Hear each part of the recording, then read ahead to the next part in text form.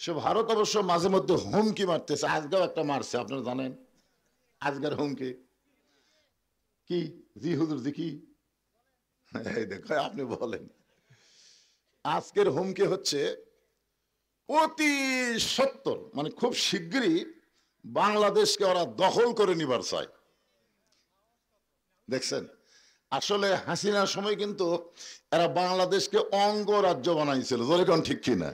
কিন্তু ডক্টর ইউনূস আসার পরে ওদের সেটাই গুঁড়েই বালি, যাকে বলা হয় গুঁড়ে বালি, মানে ওইটার হচ্ছে না। কারণ ডক্টর ইউনূস ঘোষণা করেছে ভারতের সমস্ত চ্যানেল বাংলাদেশ বয়কট করে দিল। আল্লাহ কোরআনে বলেছেন অমাইয়াবু তাগি গয়রাল ইসলাম দীনান ফালাই ইউকবালা মিনহু। এই আয়াতের বাংলা অর্থ হলো ইসলাম ছাড়া অন্য কোনো ধর্ম কেউ যদি গ্রহণ করে এইটা আল্লাহর দরবারে কবুল হবে না। আল্লাহর কাছে কবুলযোগ্য একমাত্র ধর্মের নাম কি? আর সেই ধর্মকে আমরা গ্রহণ করেছি, যেরকম ঠিক কিনা? আর ভগবানের জাতেরা আমাকে নাকি রিজেক্ট বন্ধ করে দিবে। আল্লাহ কি বলেছেন? ওমা মিন দাব্বাতিন ফিল আরদি ইল্লা আলাল্লাহি রিজকুহা। পৃথিবীতে এমন কোন বিচরণশীল প্রাণী নাই যার রিজেকের ব্যবস্থা আল্লাহ করেনি, যেরকম সুবহানাল্লাহ। তাহলে সব প্রাণীর রিজেক যদি আল্লাহই দেয়, তাহলে আমরা মুসলমান, আমাদের রিজেক কে দিবে? আরো জোরে বলেন। সে ভারত অবশ্য মাঝে মধ্যে হুমকি মারতেছে, আজকেও একটা মারছে, আপনারা জানেন আজকের হুমকি কি? জি হুজুর জি কি? এই দেখো আপনি বলেন। আজকের হুমকি হচ্ছে অতি সত্তর, মানে খুব শিগগিরই বাংলাদেশকে ওরা দখল করে নিবার চায়। দেখছেন, আসলে হাসিনার সময় কিন্তু এরা বাংলাদেশকে অঙ্গরাজ্য বানাইছিল, যেরকম ঠিক কিনা? কিন্তু ডক্টর ইউনূস আসার পরে ওদের সেটাই গুঁড়েই বালি, যাকে বলা হয় গুঁড়ে বালি, মানে ওইটার হচ্ছে না। কারণ ডক্টর ইউনূস ঘোষণা করেছে ভারতের সমস্ত চ্যানেল বাংলাদেশ বয়কট করে দিল। আসলে মানুষ যাই হোক, নামটা তো একটা নবীর নাম, যেরকম কথা ঠিক কিনা? কোন নবী? ইউনূস নবীরে খাইল মাছেতে গিলিয়া, ফেরেশতা পাঠাইলেন আল্লাহ ইসমে আজম দিয়া। দমে দমে সে হরদম পড়ে সে ইসমে আজম, মাছেরই উদর হইতে বাঁচাইলে প্রাণ। সবাই বলেন আল্লাহু আল্লাহু, তুমি জাল্লি জালালুহু, শেষ করা তো যাই না গেয়ে তোমার গুণগান। জোরে বলেন আলহামদুলিল্লাহ। আমরা বিশ্বাস করি যে আল্লাহর কাছে ভগবানের অস্তিত্ব, সবাই বলা লাগবে। কারণ আপনারা মনে করতেছেন যে আপনাদের ভাদারই খালি ওয়াজ হচ্ছে, তা না। এই যে ক্যামেরাগুলো দেখতেছেন, এই ক্যামেরার মাধ্যমে লাইভ করে গোটা বিশ্ব আপনাদের ভাদারের ওয়াজ দেখতেছে। যখন সুবহানাল্লাহ, বুঝতে পারতেছেন না আপনাদের ওয়াজ এখন কোন জায়গায় চলতেছে। আমেরিকাতেও চলতেছে, লন্ডনে চলতেছে, সৌদি আরব চলতেছে, মানুষই চলতেছে। বাংলাদেশের যত মানুষ বিশ্বে বসবাস করে সবাই আপনাদের ভাদারের ওয়াজটা লাইভে দেখতেছে। সুবহানাল্লাহ। তাহলে তাহলে আপনারা যে কথাটা বলতেছেন, এখানে আপনাদের মধ্যেই না তো কথা চলে যাচ্ছে। ভগবানের ভ বাদ দেন। গবানের কোনো অর্থ ডিকশনারিতে নাই, খুঁজে দেখেন নাই। গবানের গ বাদ দিলে বান মানে বন্যা, দুনিয়ার কোনো মানুষ চায় না। বা বাদ দিলে নো মানে নাই, ভগবান নেই। আর সেই ভগবানের পাওয়ার নিয়ে ওরা হামাকর ধরবার চায়। আর আমাকে আল্লাহর খবর কি? আল্লাহু লা ইলাহা ইল্লা হুয়াল হাইয়ুল কাইয়ুম। যদি আপনার মন চায় আলিফ বাদ দেন, লিল্লাহি মা ফিস সামাওয়াতি ওয়াল আরদ। আবার যদি মন চায় আর একটা লাম বাদ দেন, লাহুল মুলকু ওয়া লাহুল হামদ। আবার যদি মন চায় লাম বাদ দিয়ে দেখেন হুয়াল্লাহুল্লাযী লা ইলাহা ইল্লা হু। আমরা যাকে আল্লাহ বিশ্বাস করি তার সব কিছু বাদ দিলেও আল্লাহ বাদ পড়ে না। মুসলমানের আল্লাহ সদা বিরাজমান। জোরে কোন ঠিক কিনা? এখন আপনারা বলেন আমাদের ভারতে জন্ম নেওয়া ভালো না বাংলাদেশে জন্ম নেওয়া ভালো? আমরা কিন্তু খুবই ছোট, আমাদের পারমাণবিক বোমা নাই, আমাকে অ্যাটম বোমা নাই, আমাদের ভারতের মতন অত যুদ্ধে অস্ত্রও নাই, কিন্তু আমাদের কি আছে? আর ঈমানের কথা পরে বলবো, আগে বলবো আমাদের আল্লাহ আছে। জোরে কোন কি আছে? আল্লাহর সাথে কিছু কুলাবে? আল্লাহ কোরআন কারিমে লক্ষ্য করে বলেন, তাবারাকাল্লাযী বিয়াদিহিল মুলকু ওয়া হুয়া আলা কুল্লি শাইইন কাদির। গোটা পৃথিবীর রাজত্ব, কর্তৃত্ব, মালিকানা একমাত্র কার হাতে? না মোদির হাতে? কার হাতে? এটা কিন্তু বিশ্বাস করে বলা লাগবে। আল্লাহ রাসূল বলেছেন, এমন একটা সময় আসবে তখন হিন্দু মুসলমানের মধ্যে একটা যুদ্ধ শুরু হবে, সেই যুদ্ধের নাম হলো গজওয়াতুল হিন্দ। এই যুদ্ধে যে সমস্ত মুসলমান দুনিয়া থেকে বিদায় নিবে, রাসূল বলেছেন তাকে বদরী শহীদদের সঙ্গে আল্লাহ কবুল করে নিবে। তাহলে আমাকে লাভ না লস? আমরা মরে গেলেও জান্নাত, বেঁচে থাকলেও লাভ। আর হিন্দুকের খবর কি মরে গেলে? এই জন্য মুসলমান কোনো কিছুকেই ভয় করে না, কারণ মুসলমান বিশ্বাস করে মিনহা খালাকনাকুম ওয়া ফিহা নুয়ুদিকুম ওয়া মিনহা নুখরিজুকুম তারাতান উখরা। আল্লাহু আকবার। আমরা আল্লাহর প্রশংসা কেন করব? আপনারা একজন বললেন আল্লাহ সুস্থ রাখছে তাই না, এটাও কারণ, কিন্তু এক নম্বর কারণ হলো আল্লাহ দয়া করে, রহম করে আমাদেরকে মুসলমানের ঘরে মুসলমান হিসাবে কবুল করেছেন। যদি হিন্দুর ঘরে পাঠাতো তাহলে আমাদের অবস্থাটা কি হতো? যদি ইহুদি খ্রিস্টানদের ঘরে আল্লাহ পাঠাতো, আমাদের করার কিছু আছে? কিন্তু আল্লাহ ওই সকল ঘরে না পাঠায় সরাসরি আমাদেরকে মুসলমানের ঘরে কবুল করেছেন। খুশি না বেজার? তাহলে জবান খুলে বলি আলহামদুলিল্লাহ। এখানে কোনো গল্প করা চলবে না, একে কোনো কথা চলবে না বাজান। আছেন আমার মুক্তার, আছেন আমার ব্যারিস্টার, শেষ বিচারের হাইকোর্টেতে তিনি আমায় করবেন পার। আমি পাপী রাসূল জাবিন্দার। আমাদের ভাগ্য কত ভালো। রাসূল বলেছেন, কেউ যদি সারা জীবন পাপ করে আর মৃত্যুর সময় যদি ঈমানের সাথে মৃত্যুবরণ করতে পারে, আমি রাসূল ওয়াদা দিয়ে দিলাম তাকে জান্নাতে না নিয়ে আমি রাসূল জান্নাতে যাব না।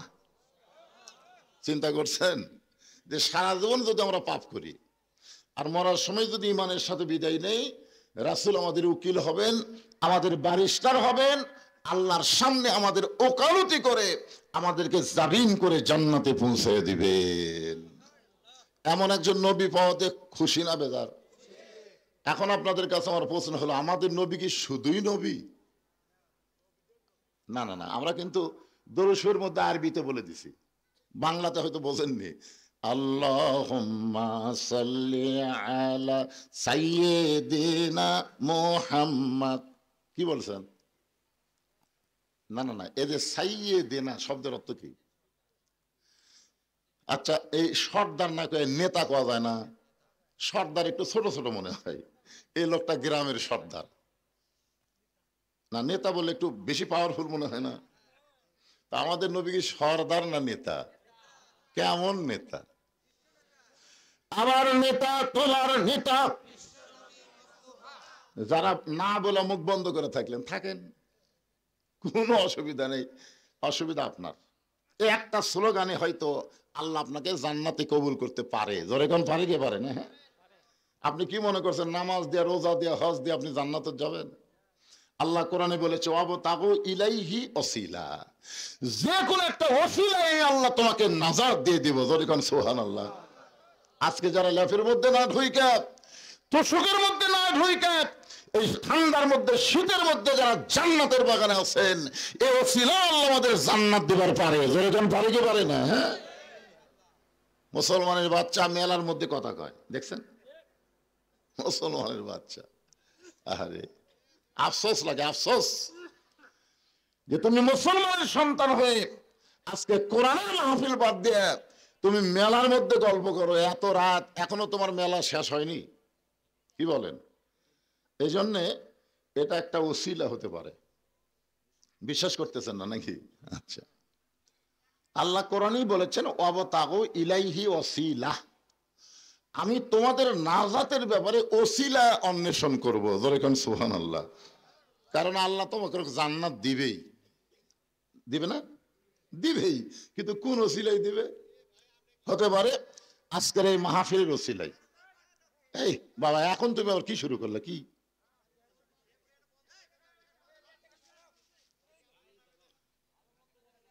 না না, এই দুই দিকে তোমরা সেট করছো, একেবারে ইয়ার লাগাল হয়ে যাচ্ছে। এখন এই সাইডের লোকগুলোকে আমিও দেখতে পাচ্ছি না, ওরাও আমাকে দেখতে পাচ্ছে না, আন্দারা মার দেওয়া লাগতেছে। কি এক বিপদ! না না, ভাঙ্গা ফেলে দিলে হবে না। হ্যাঁ, হইচই না করে, এখানে অসংখ্য রহমতের ফেরেশতা, আপনাদের চাইতেও ফেরেশতা এখানে বেশি। কম না বেশি? এই যে আপনারা সবাই বসে আছেন, আমি বসে আছি, আমাদের প্রত্যেকের সাথে দুটো করে ফেরেশতা আছে, আছে না নাই? তাহলে এই হিসাবে তো ডবল, আমরা যা আছি ফেরেশতা তার ডবল। আর অসংখ্য ফেরেশতা আজকের এই সামিয়ানা থেকে আরশ পর্যন্ত দাঁড়িয়ে গেছে। জোরে কোন সুবহানাল্লাহ। এই ফেরেশতাগুলো যেন আমাদের পক্ষে সাক্ষী দিবার পারে। আমরা হইচই করলে ফেরেশতারা মনে করবে যে আল ইনসান আশরাফুল মখলুকাত, আল্লাহর যত সৃষ্টি আছে সর্বশ্রেষ্ঠ সৃষ্টির নাম হলো মানুষ। ইনসান মানে মানুষ। আল্লাহর প্রশংসা করার কারণ হলো আল্লাহ আমাদেরকে ভাগ্য গুণে বিশ্ব নবীর উম্মত হিসাবে কবুল করেছেন, আর বিশ্ব নবীর উম্মত হওয়াতে আমাদের জান্নাত পাওয়া আল্লাহ সহজ করে দিয়েছে। প্রশংসা করব কার? মাশাআল্লাহ। আল্লাহর প্রশংসা করার আর একটা কারণ হলো এই যে দেখতেছেন পবিত্র কোরআন। এখানে আজকে অবশ্য লিখছে ইসালে সওয়াব মাহফিল। ইসালে সওয়াব মানে কি? শেষে খাওয়া দাওয়া নাকি? না না, ইসালে সওয়াব লেখা থাকলে জনগণ বুঝবি খাওয়া আছে রে। আর যদি তাফসির মাহফিল দেয়, কয় না খালি এমনি এমনি। ইসালে সওয়াব শব্দের অর্থ হলো আমাদের আপন জন যারা দুনিয়া থেকে কবরে চলে গেছে তাদের রুহের মাগফিরাতে সওয়াব পৌঁছায় দেওয়া। বিশেষ করে এখানে একটা গোরস্থান, কবরস্থান।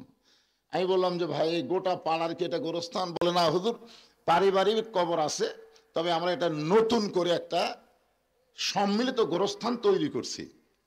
আল্লাহ রাসূল কিন্তু পারিবারিক কবরকে পছন্দ করেন নাই, তিনি সম্মিলিত গোরস্থানকে পছন্দ করে সর্বপ্রথম আল্লাহ নবী নিজের হাতে যে গোরস্থান তৈরি করছে, ওই গোরস্থানের নাম হয়েছে জান্নাতুল বাকি।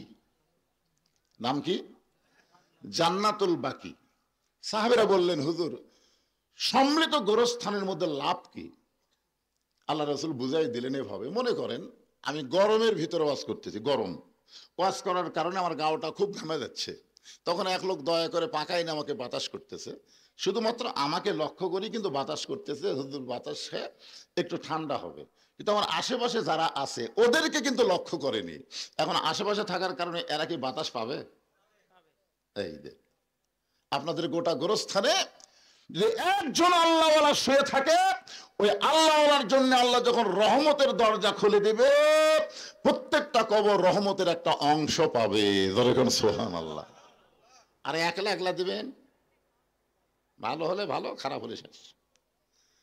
আমরা সকলে মিলে মরার পরও একসঙ্গে থাকবার চাই, কি ভাই? এই জন্যই কিন্তু গোরস্থানকে লক্ষ্য করে আজকের এই মাহফিল। এখন আসেন কবরকে নিয়ে আমি আজকে আলোচনা করব, বেশি রাজনীতি করা যাবে না। এই গোলাম হোসেন যখন ওয়াজ করতেছিল, এক মেয়ে মানুষ, আমি যেখানে আছি ওখানে এক মেয়ে মানুষ বলছে আমাদের এই খালি রাজনীতি করে, একটা মেয়ে মানুষ।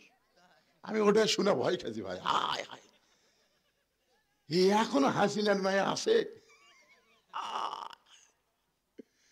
আমি কইলাম আজ ওয়াজ শেষ রে, মরদ গুলা তো বিড় বিড় করতেছে, আমি সব শুনতেছি, কে কি বলতেছে ওখান থেকে, ওদের পাশে খাওয়া দাওয়া হচ্ছে, ওখানে কে কি বলতেছে আমি সব শুনতেছি, কিন্তু একটা মেয়ে যখন চিৎকার দিয়ে বললো এক আমাদের খালি রাজনীতি করতেছে, চিন্তা করছেন?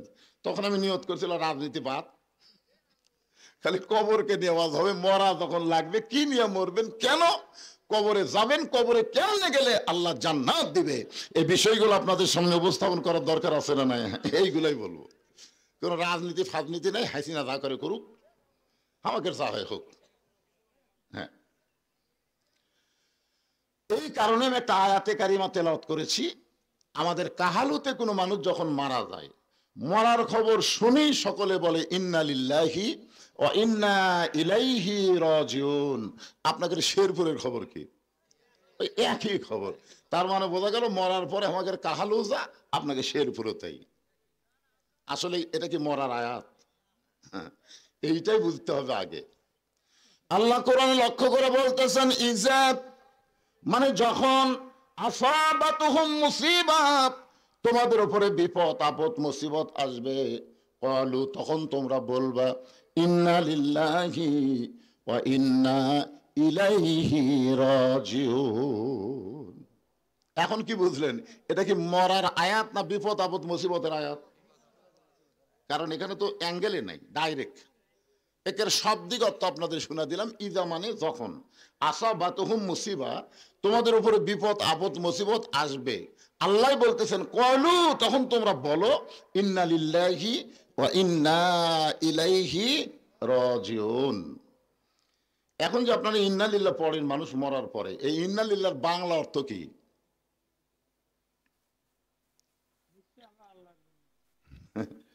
কিছুটা কইছে হয়েছে।